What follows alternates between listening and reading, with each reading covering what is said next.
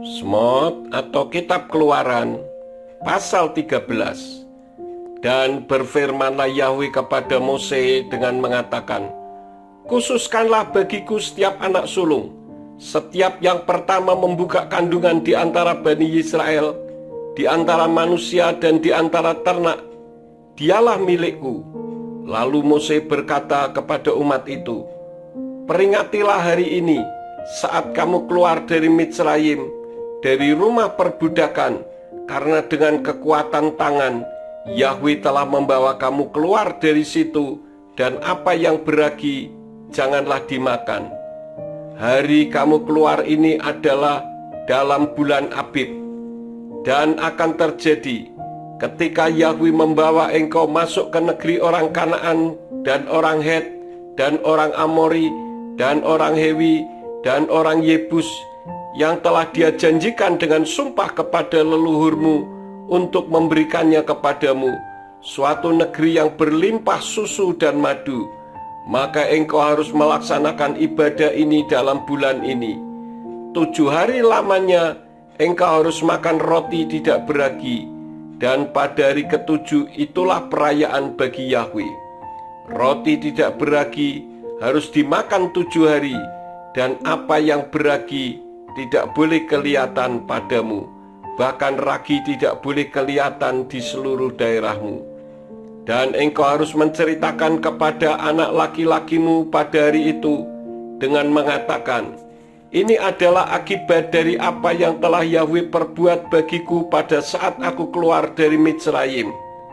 Dan haruslah itu menjadi tanda bagimu pada tanganmu, dan sebagai tanda pengingat di antara kedua matamu, supaya Torah Yahweh ada di mulutmu. Sebab dengan tangan yang kuat Yahweh telah membawa engkau keluar dari Mitsraim. Dan engkau harus memelihara ketetapan ini pada waktu yang telah ditentukan dari hari ke hari.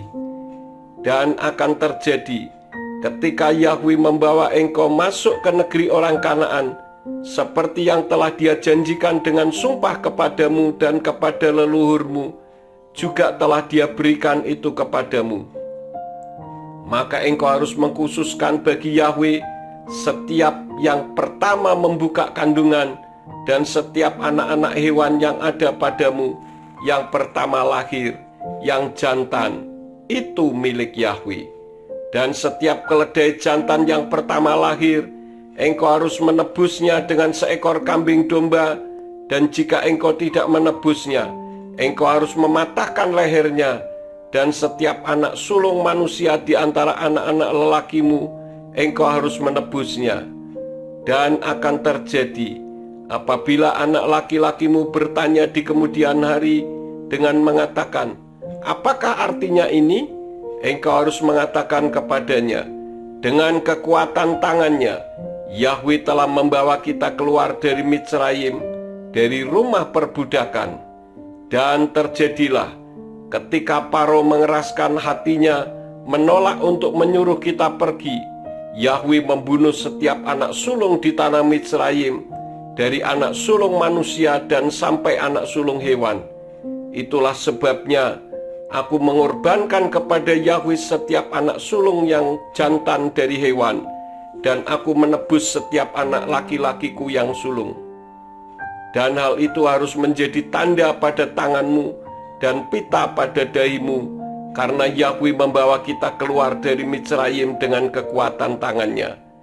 Dan terjadilah ketika Paro menyuruh umat itu pergi, Elohim tidak menuntun mereka melalui jalan ke negeri orang Filistin walaupun itu dekat. Sebab Elohim berfirman, jangan sampai orang-orang itu menyesal jika mereka menghadapi peperangan dan kembali ke Mitsraim. Namun Elohim membuat umat itu berputar melalui jalan padang gurun menuju ke Laut Suf. Dan Bani Israel berjalan terus dengan gagah berani dari tanah Mitsraim. Dan Mose membawa tulang-tulang Yosef bersamanya, karena Yosef telah membuat Bani Israel bersumpah setia dengan mengatakan, sesungguhnya Elohim memerhatikan, maka kamu harus membawa tulang-tulangku dari sini bersama-sama kamu. Dan mereka berangkat dari Sukot dan berkemah di Etam, di tepi padang gurun. Dan Yahwe berjalan di depan mereka pada siang hari dalam tiang awan, guna menuntun mereka di jalan, dan pada malam hari dalam tiang api, guna menerangi mereka untuk dapat terus berjalan siang dan malam. Dia tidak membuat tiang awan itu lenyap pada siang hari dan tiang api pada malam hari dari hadapan umat itu.